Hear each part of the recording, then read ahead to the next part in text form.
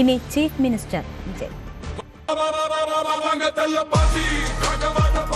அண்ணா நீ வாடா நாங்களா இருக்கோம் நண்பா நீ வா நண்பா நாங்களா இருக்கோம் சொல்லி என் கூடவே நின்னு இன்னைக்கு ஜோசப் விஜய் எனும் நான்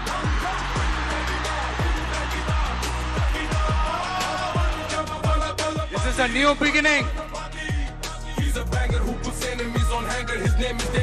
கான்பிடென்டா இருங்க, நல்லதே நடக்கும், வெற்றி நிச்சயம். மீண்டும் சந்திக்கும் வரை இல்ல மீண்டும் மீண்டும் சந்திப்போம்.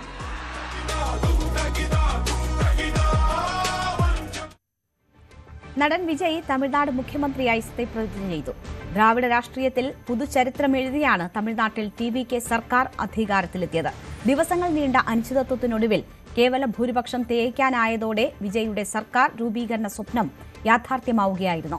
ചെന്നൈ നെഹ്റു സ്റ്റേഡിയത്തിൽ നടന്ന ആവേശോജ്വല ചടങ്ങിൽ ഗവർണർ രാജേന്ദ്ര ആർലേക്കർ സത്യവാചകം ചൊല്ലിക്കൊടുത്തു. രാഹുൽ ഗാന്ധി ഉൾപ്പെടെയുള്ളവർ ചടങ്ങിൽ പങ്കെടുത്തു. ஜோசப் விஜய் எனும் நான்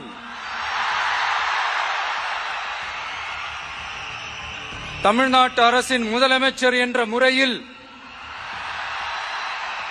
எனது கவனத்திற்குள்ளாவதும் தெரிய வருவதுமான எந்த பொருளையும் முதலமைச்சரின் கடமைகளை உரியவாறு நிறைவேற்ற தேவையான அளவுக்கன்றி ஒருவரிடமோ பலரிடமோ நேர்முகமாகவோ மறைமுகமாகவோ அறிவிக்கவோ வெளிப்படுத்தவோ மாட்டேன் என்று ஆண்டவன் மீது ஆணையிட்டு உறுதிமொழிகிறேன். விஜய் எனும் நான்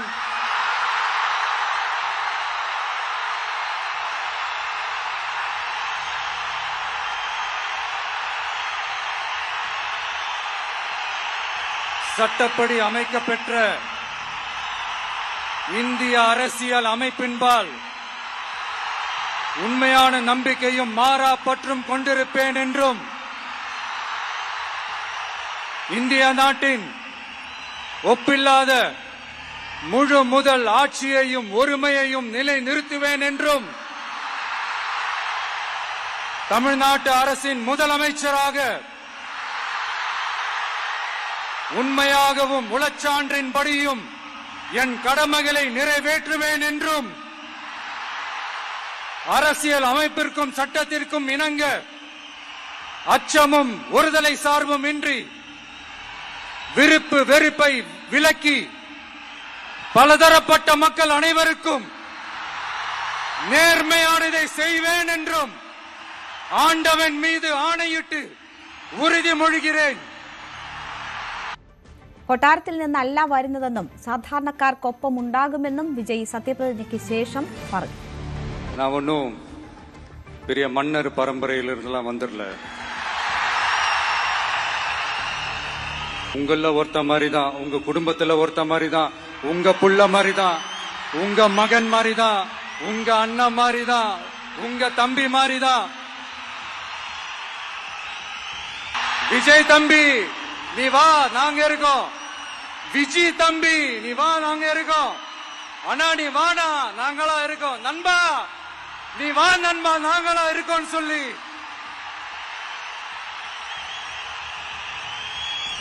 அவ்வளவு அன்பா அவ்வளவு உறவா என்ன ஏத்துக்கிட்டீங்க. எனக்காக கூட நின்ன உங்களுக்கும் அதே மாதிரி கஷ்டங்கள், அதே மாதிரி அவமானங்கள், அதையெல்லாம் நீங்க பெருசா எடுத்துக்காம, அதையெல்லாம் நீங்க பொருட்டாவே எடுத்துக்காம, என்னோட வலிகளை என்னோட வேதனைகளை உங்களோட தான் நினைச்சு என் கூடவே நின்னு இன்னைக்கு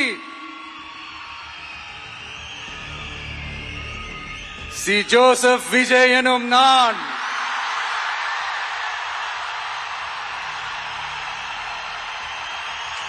அப்ப சாத்தியம் இல்லாததை செய்ய மாட்டாங்களா, செய்ய முடியாதா அப்படின்ற ஒரு கேள்வி ஒண்ணு வரலாம். இத்தனை கோடி மக்கள் என் கூட இருக்கும் போது எது வந்தாலும் பாத்துக்கலாம், என்ன வந்தாலும் பாத்துக்கலாம் அப்படின்ற அந்த கான்பிடன்ஸ் என் மனசுல இருக்கு.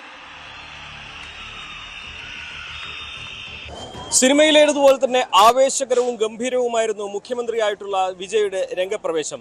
ചെന്നൈ നഗരം ഒന്നാകെ വിജയ്ക്ക് പിന്നിൽ അണിനിരക്കുന്ന ഒരു കാഴ്ചയാണ് നമ്മൾ കണ്ടത്. എല്ലാ വഴികളും സ്റ്റേഡിയത്തിലേക്ക് എന്ന പോലെ ആയിരങ്ങളാണ് വിജയുടെ സത്യപ്രതിജ്ഞയെ നേരിട്ട് സാക്ഷ്യം വഹിക്കാനായി ഇവിടേക്ക് ഒഴുകിയെത്തിയത്. വഴികളെല്ലാം തന്നെ പൂർണ്ണമായും അടച്ചിരുന്നു. കാൽനടയായിട്ടാണ് എല്ലാവരും ഈ സ്റ്റേഡിയത്തിലേക്ക് എത്തിച്ചേർന്നത്. വലിയ സുരക്ഷാ സന്നാഹങ്ങൾ പോലീസ് ഒരുക്കിയിരുന്നു.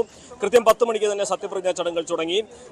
രാഹുൽ ഗാന്ധി അടക്കമുള്ള പ്രമുഖരെല്ലാം തന്നെ വിജയ്ക്ക് ആശംസകൾ അർപ്പിക്കാൻ സത്യപ്രതിജ്ഞാ ചടങ്ങിൽ നേരിട്ട് പങ്കെടുക്കാൻ എത്തിയിരുന്നു. ഗവർണർ വിശ്വനാഥ് ആർലേക്കർ സത്യവാചകം ചൊല്ലിക്കൊടുത്തപ്പോൾ ഗവർണറുടെ സത്യവാചകം വിജയ് ഏറ്റുചൊല്ലിയപ്പോൾ സ്റ്റേഡിയം ഒന്നാകെ ആർപ്പുവിളികളാൽ മുഴങ്ങുന്ന ആവേശഭരിതമാവുന്ന കാഴ്ചയായിരുന്നു കണ്ടിരുന്നത്. തുടർന്ന് വിജയ്ക്കൊപ്പം തന്നെ മറ്റു 9 പേരും സത്യപ്രതിജ്ഞ ചെയ്തു. എന്താണെങ്കിലും അതിനുശേഷം വിജയ് നടത്തിയ പ്രസംഗമായിരുന്നു ആവേശഭരിതമായത്. ഞാൻ നിങ്ങളിൽ ഒരുവനാണ്, നിങ്ങൾക്കൊപ്പമുള്ളവനാണ്, നിങ്ങളെപ്പോലെയുള്ള ഒരാളാണെന്ന് പറഞ്ഞാണ് അദ്ദേഹം തുടങ്ങിയത്.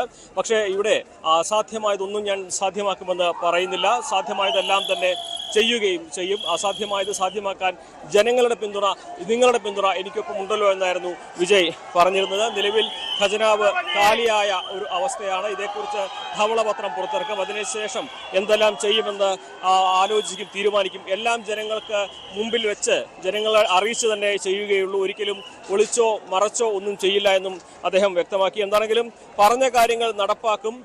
അതുപോലെ ജനങ്ങളുടെ പണം അത് താൻ എടുക്കുകയില്ല, ആരെയും എടുക്കാനും അനുവദിക്കുകയില്ല എന്നും അദ്ദേഹം പറഞ്ഞു. സ്ത്രീകൾക്കെതിരായിട്ടുള്ള അക്രമം തടയാനുള്ള നടപടികൾ, ലഹരി വിരുദ്ധ പ്രവർത്തനങ്ങളൊക്കെ തന്നെയാണ് പ്രധാനമായിട്ടും നടപ്പിലാക്കാൻ ഉദ്ദേശിക്കുന്ന കാര്യങ്ങളെന്നും അദ്ദേഹം വ്യക്തമാക്കി.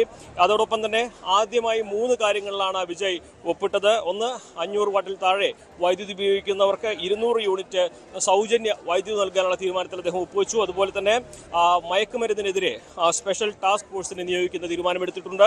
അതുപോലെ തന്നെ വനിതകളുടെ സുരക്ഷ ഉറപ്പാക്കാനുള്ള സ്പെഷ്യൽ സംഘത്തെ, സ്പെഷ്യൽ ടാസ്ക് ഫോഴ്സിനെ നിശ്ചയിച്ച തീരുമാനത്തിലും അദ്ദേഹം ഒപ്പുവെച്ചിട്ടുണ്ട്. അങ്ങനെ ആദ്യത്തെ 3 തീരുമാനങ്ങൾ അദ്ദേഹം ഒപ്പുവെച്ചത് ഈ 3 എന്താണെങ്കിലും വലിയ ആവേശത്തോടെ ഒരുപാട് നാടകീയതകൾക്കും അപ്രതീക്ഷിതമായ ട്വിസ്റ്റുകൾക്കും ഒക്കെ ശേഷം വിജയ് അവസാനം സത്യപ്രതിജ്ഞ ചെയ്തിരിക്കുന്നു മുഖ്യമന്ത്രിയായി. ഇനി വിജയെ കാത്തിരിക്കുന്ന ആദ്യത്തെ പരീക്ഷ 13-ാം തീയതി നടക്കുന്ന ഫ്ലോർ ടെസ്റ്റാണ്. അതിൽ എത്ര പേർ വിജയ്ക്കൊപ്പമുണ്ട് എന്നുള്ളതാണ് വിജയുടെ രാഷ്ട്രീയമായ മുഖ്യമന്ത്രി എന്ന നിലയിൽ അദ്ദേഹത്തിന്റെ അടുത്ത കടമ്പയിലേക്ക് കാത്തിരിക്കുന്ന പരീക്ഷണം. എന്താണെങ്കിലും തമിഴ് ജനത DMK, ADMK എന്നതിനപ്പുറം ഒരു പരീക്ഷണത്തിലേക്ക് വിജയ് എന്ന ആ 3 അക്ഷരത്തിലേക്ക് ചുരുങ്ങുമ്പോൾ വിജയുടെ ഈ ഒരു രാഷ്ട്രീയ ഭാവി തമിഴ്നാടിൻ്റെ രാഷ്ട്രീയ ഭാവിയെ, തമിഴ്നാടിൻ്റെ ഭാവിയെ തന്നെ മാറ്റി എഴുതുമോ എന്നുള്ളതാണ് കണ്ടറിയേണ്ടത്. ചെന്നൈയിൽ നിന്നും CB അനുമോദ്, ന്യൂസ് 18. സ്വന്തം പക്ഷത്തുള്ളവർക്കും മുന്നറിയിപ്പ് നൽകിയിട്ടുണ്ട് വിജയ്. അധികാരം കിട്ടിയെന്ന് കരുതി അഴിമതി നടത്താമെന്ന് ആരും കരുതേണ്ട എന്ന് വിജയ്. അങ്ങനെയുള്ള ചിന്തയുണ്ടെങ്കിൽ മായ്ച്ചു കളയണം, അല്ലാത്ത പക്ഷം പുറത്തു പോകാൻ തയ്യാറാകണമെന്നും വിജയ് പറഞ്ഞു.